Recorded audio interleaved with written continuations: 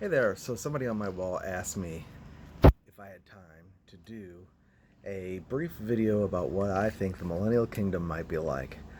And uh, you'd think, oh, that's an opportunity to do a study on the millennium. And no, I'll tell you, you know, it's always fascinated me. And I have a sci fi mind. So my view was that Jerusalem will be the center of a kingdom that will spread out through the universe forever and ever and ever. Of its increase, there will be no end.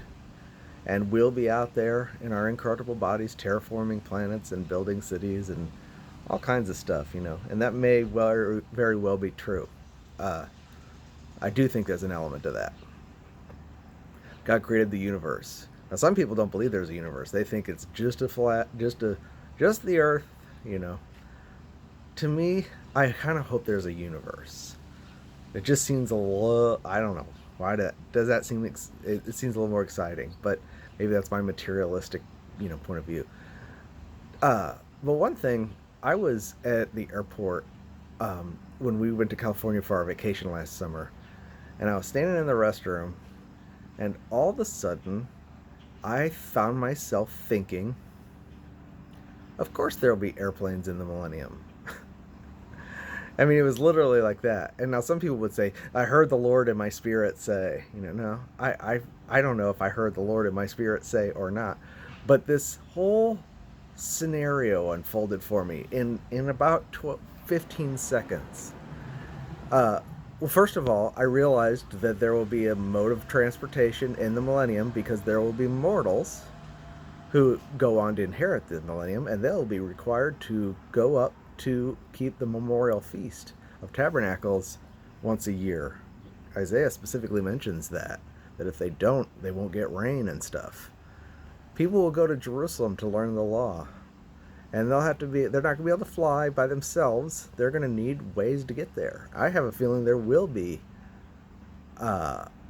very much a modern society in the millennium with clean technology and uh, really nice setup. It'll be beautiful.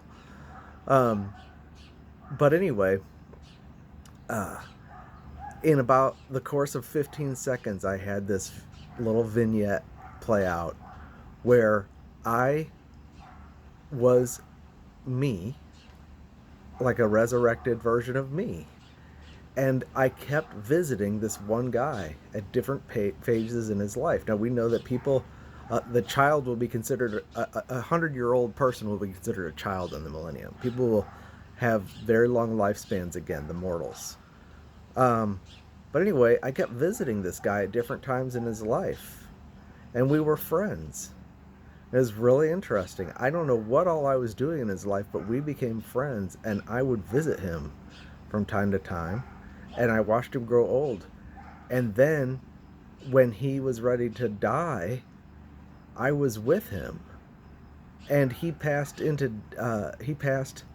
away, and I like officiated his service, and it was really sweet. It was this very sweet friendship. It was very interesting, and that was the most human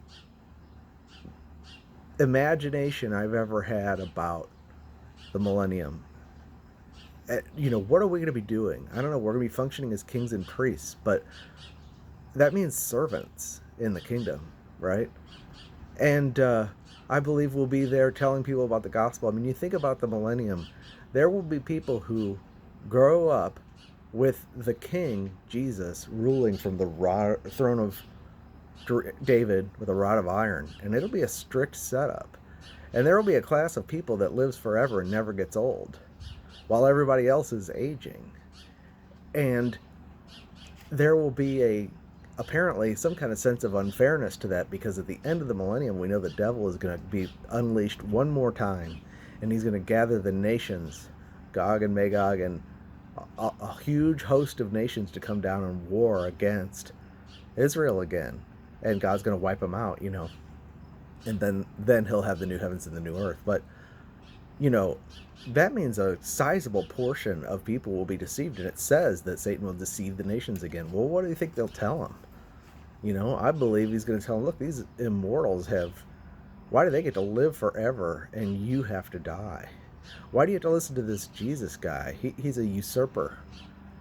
He's not supposed to be on that throne. This memorial offering, that's why I think the burnt offering is going to be so important, is because we're going to need some way to illustrate what happened. I mean, in that time, there won't be torture. Crucifixion will be something that you can't even imagine, because the plowshares will have been beaten into, what is that? The weapons will be beaten into plowshares. War won't be a thing. They won't be able to imagine, people born in the millennium, they won't be able to imagine a time when warlike societies sent gladiators into the gladiatorium to fight beasts and fight each other, and Christians were burnt to the stake, and Jesus was crucified. I don't think they'll even be able to imagine that. They'll be sheltered in a utopia.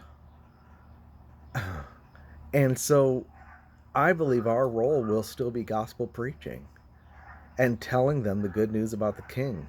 And some will believe, and we will be friends with them, and maybe we'll help them build their houses and stuff and visit them for dinner. Jesus came in many different forms.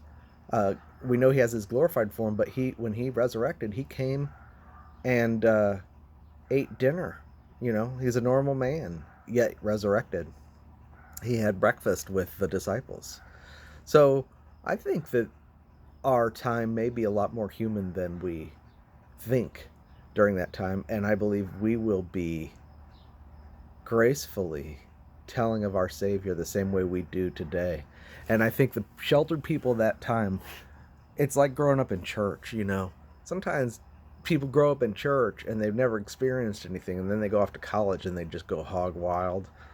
I think that that's the way it's going to be at the end of the millennium, when everybody gets deceived. They're not going to be able to relate to this idea that there was a time when the world was so bad that this judge had to come and put the kingdoms down and destroy the ruins and the wreckage of that former age will be all over the place probably. And they'll go, what happened here? Oh, Jesus destroyed it all. What? I'm just thinking, somebody asked me to do a video about the millennial. I'm just thinking about the millennium, use my imagination. But no, I think that was some kind of open vision or anticipatory taste of what life will be like. For us, we're going to be ministering to mortals and telling them about our Savior and showing them as much as we can how much he loves them and what he did for us, And so the ones that will believe will be our friends and will be at peace, and they will join us in the new city, Jerusalem.